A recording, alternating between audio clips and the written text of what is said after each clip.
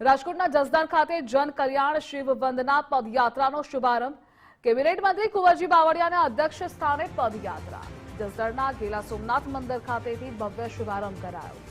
જસદણના ગેલા સોમનાથ મંદિરથી 220 કિલોમીટરની યાત્રા યોજાશે। વૈદિક મંત્રોચ્ચાર, શિવસ્તુતિ અને હર હર મહાદેવના નાદ સાથે શરૂઆત થઈ। પદયાત્રામાં કુલ 8 દિવસમાં સોમનાથ જ્યોતિર્લિંગ મંદિર સુધી પહોંચશે। આ યાત્રા રોજે રોજ અનેક ગામોમાંથી પસાર થઈ સોમનાથ પહોંચશે। આધ્યાત્મિક ચેતનાનો પ્રચાર પ્રસાર, સમાજમાં એકતા વધારવાનો ઉદ્દેશ્ય છે। જન કલ્યાણ શિવ વંદના પદયાત્રામાં હજારો ભક્તો જોડાયા। ભાજપના આગેવાનો, સોમનાથ મંદિરના ટ્રસ્ટીઓ પદયાત્રામાં જોડાયા।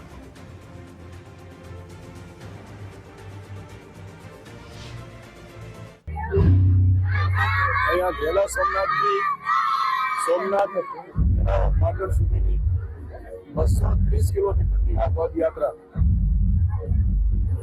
લોકોના કલ્યાણાર્થે, લોકોની સુખાકારી માટે આવતા દિવસમાં આ વિસ્તાર, જસદણ વિસ્તાર, ગુજરાત અને રાષ્ટ્ર સમૃદ્ધ બને, સૌની સુખાકારી માટે એક સમરસતાના ઉદાહરણ સાથે ધર્મની ભાવનાથી, શ્રદ્ધા, વિશ્વાસ અને જે લોક કલ્યાણનું કામ થઈ રહ્યું છે એના સમર્થનમાં આજે આ પદયાત્રાની અહીંથી શરૂઆત કરી છે।